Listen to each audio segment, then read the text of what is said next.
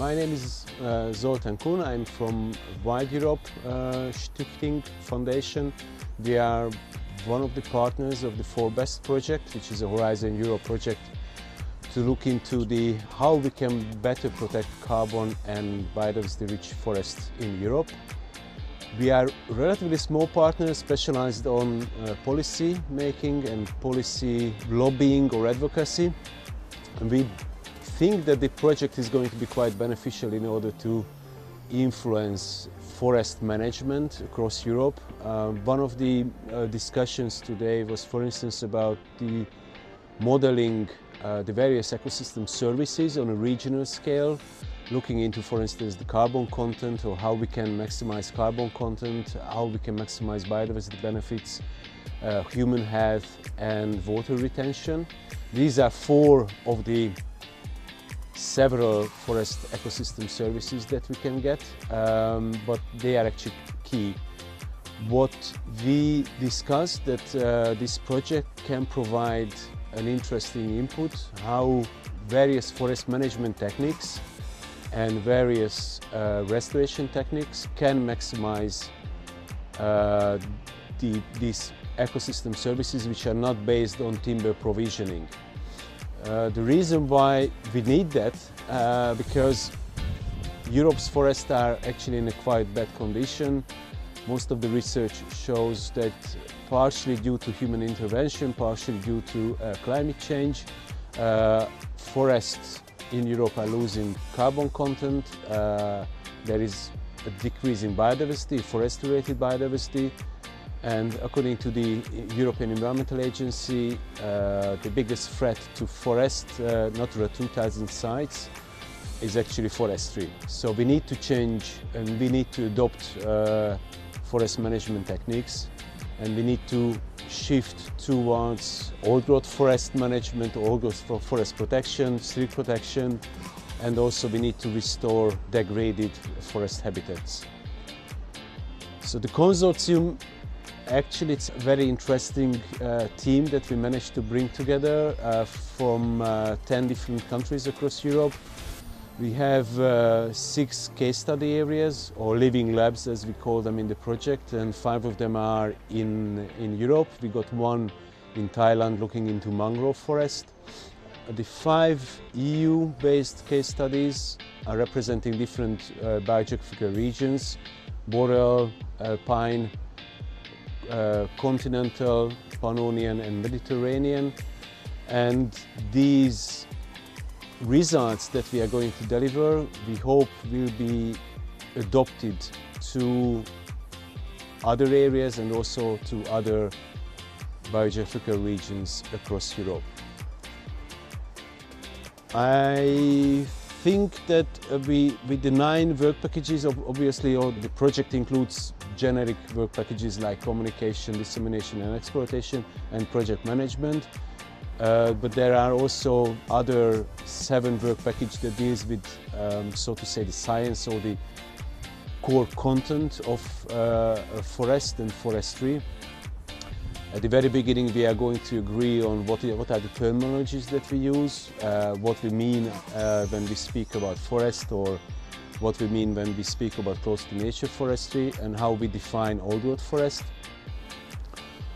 One of the experts in the project is a really good expert on old-growth forest mapping, but we hope that the project will also have to further define how we can actually identify old-growth forest across Europe and how we can increase old-growthness of forest through restoration techniques. When we speak about forest, most people cannot really differentiate between a production forest and a truly natural forest. In Europe, we actually modified, or at least within the European Union, not in the whole continent, but within the European Union, we modified forests so much that most of our forest lost its true natural character. We have a lot of plantation forest. According to the Forest Europe State of Forest in Europe report, only 18% of forest in Europe includes more than 3 tree species, and 1/3 is actually monoculture, 1/3 of our forest. From my perspective, and this could also be seen as a very subjective or personal viewpoint, old growth forests are the most valuable part of our forest across Europe, and we have about 160 million hectares of forest in Europe, but only 1.5% of this 160 million hectare could be considered as old growth forest. What are the values of the old growth forest? It's basically these are the areas that offers still the wide variety of ecosystem services. These are the islands for biodiversity conservation. These are the islands where species can still come back in Europe. So one of the most valuable assets is considering these old growth forests as refugees for species.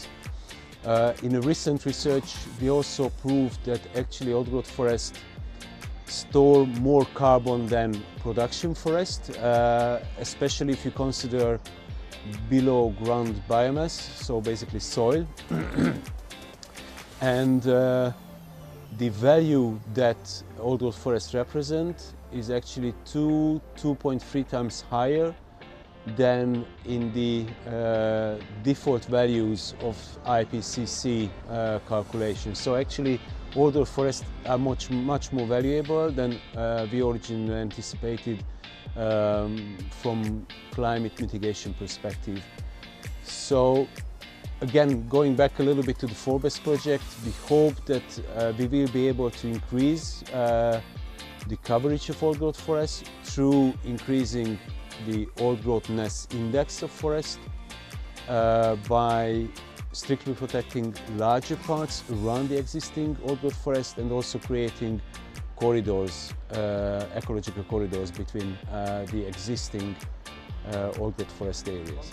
40% of forests in Europe are actually publicly owned, and these public forests are the areas where we can really change management in order to deliver the commitments that our political masters have made in the climate law and also in the biodiversity strategy.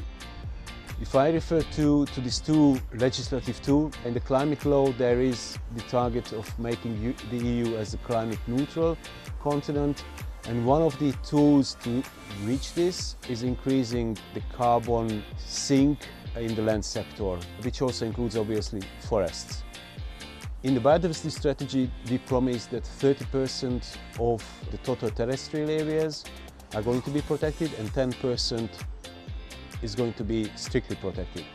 So in my view, public forests are the areas where we are able to actually deliver these commitments. We are able to deliver the land sector climate mitigation commitment, and also we can, with relatively low or limited social conflicts, we can actually increase protection and we can deliver these strictly protected areas.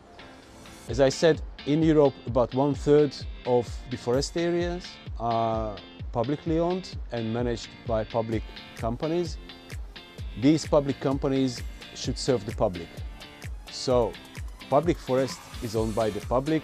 Public forest management companies should then serve the public and not really argue to continue business as usual. But they should actually go to our political masters and say, okay, there are these commitments, what we can do in order to deliver these commitments, how we can change the management practice. And again, Forbest project hopefully will provide very valuable input to this discussion. We have 5 case study areas in Europe, and I think with one exception, the one in Romania, all of them are actually publicly owned forest land. In Italy, Hungary, Czech Republic and in Finland. So we hope that the project will contribute to lessening the discussion with the current public forest management companies, and we hope that they will listen to science and they will shift their management practice too close to nature forestry or high deadwood retention, for instance, they will arrange, and we will be able to deliver this 10% stick protection target in Europe-wide.